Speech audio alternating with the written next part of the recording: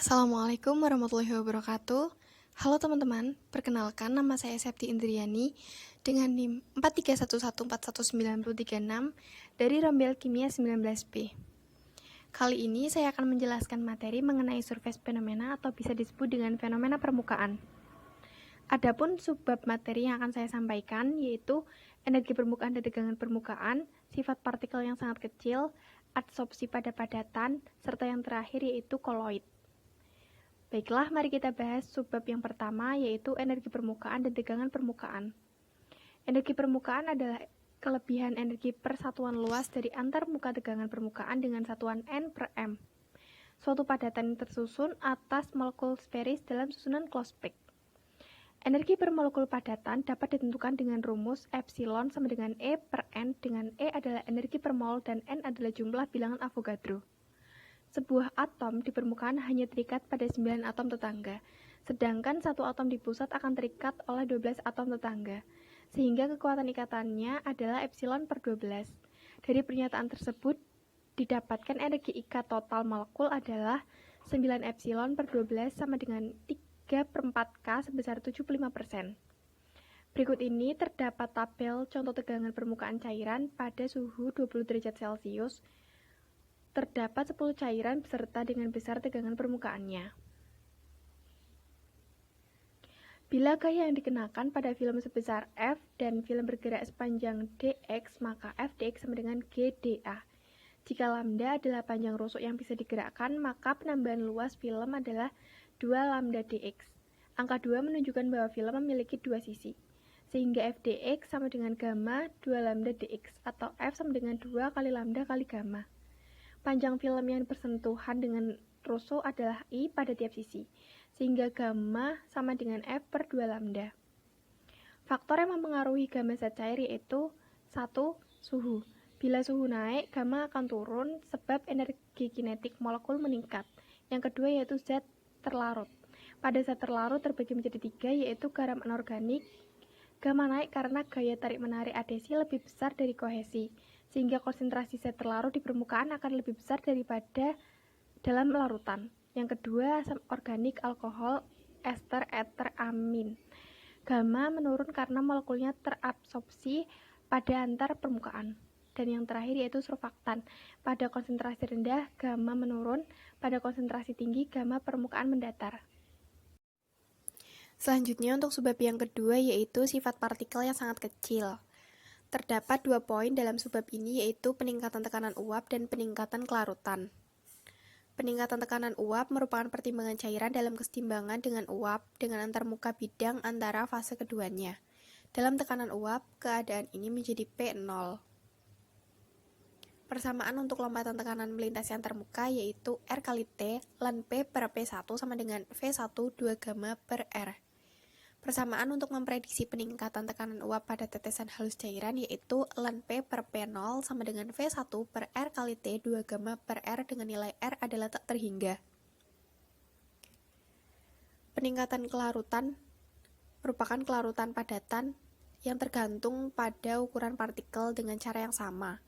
Kesetimbangan kelarutan kondisi adalah mu SLN sama dengan mu S. Persamaan untuk memprediksi peningkatan tekanan uap pada tetesan halus cairan yaitu ln X per X0 sama dengan Vs per R kali T dalam kurung 6 gamma per A. Selanjutnya untuk subbab yang ketiga yaitu adsorpsi pada padatan. Pada dasarnya semua zat padat atau solid dapat mengadsorpsi gas dalam jumlah tertentu. Hukum adsorpsi hanya dapat diterapkan jika adsorban mempunyai luas permukaan yang besar. Sejumlah massa tertentu. Besarnya efek tergantung pada suhu, sifat zat teradsorpsi atau adsorbat, sifat dan keadaan pembagian adsorban atau padatan yang terbagi halus, dan konsentrasi zat warna atau tekanan gas. Jumlah gas yang teradsorpsi tergantung pada sifat adsorban, sifat adsorbat, suhu, dan tekanan. Terdapat 2 isoterm yang populer, yaitu isoterm Freundlich dan isoterm Langmuir.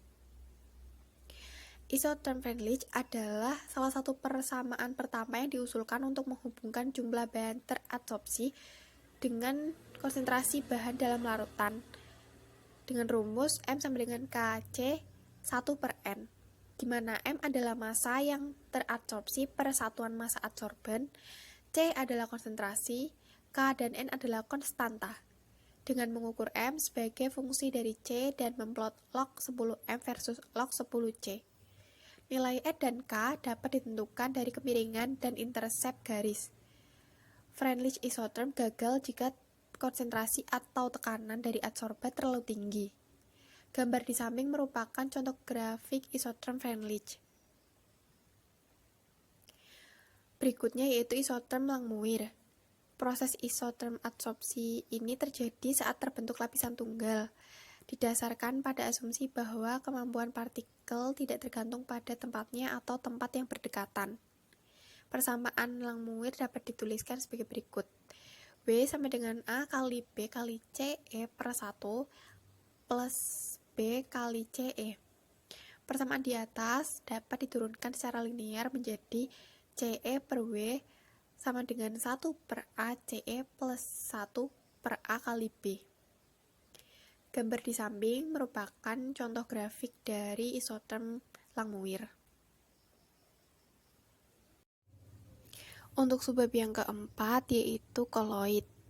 Dispersi koloid secara tradisional didefinisikan sebagai suspensi partikel kecil dalam media terus-menerus. Karena kemampuan koloid untuk menghamburkan cahaya dan kurangnya tekanan osmotik, partikel-partikel ini diakui jauh lebih besar daripada partikel kecil sederhana molekul seperti air, alkohol atau benzena, dan garam sederhana seperti NaCl. Diasumsikan bahwa koloid adalah agregat dari banyak molekul kecil, disatukan dalam semacam amorf sangat berbeda dari keadaan kristal biasa zat ini. Saat ini kita mengenali bahwa banyak dari agregat ini sebenarnya adalah molekul tunggal yang memiliki molar yang sangat tinggi massanya. Batas ukuran sulit untuk ditentukan, tetapi jika partikel terdispersi adalah antara 1 μm sampai 1 nanometer. Kita dapat mengatakan bahwa sistem adalah dispersi koloid. Molekul antarasena yang 1,091 nm melintasi dimensi lebar adalah salah satu contoh masalah spesifikasi. Tidak jelas apakah kita akan mendeskripsikan semua larutan antarasena sebagai koloid. Namun, sebuah bola dengan diameter yang sama ini dapat berisi agregat sekitar 27 molekul air, berguna untuk menyebut agregat itu sebagai partikel koloid. Terdapat dua subdivisi klasik sistem koloid, yaitu yang pertama liofil atau pelarut koloid, juga disebut dengan gel, dan koloid liofobik atau sukar pelarut juga bisa disebut dengan sol. Sekian pemaparan materi dari saya. Mohon maaf apabila terdapat kesalahan dalam pemaparan materi. Jangan lupa jaga kesehatan dan jangan lupa like, komen, serta subscribe-nya. Terima kasih. Wassalamualaikum warahmatullahi wabarakatuh.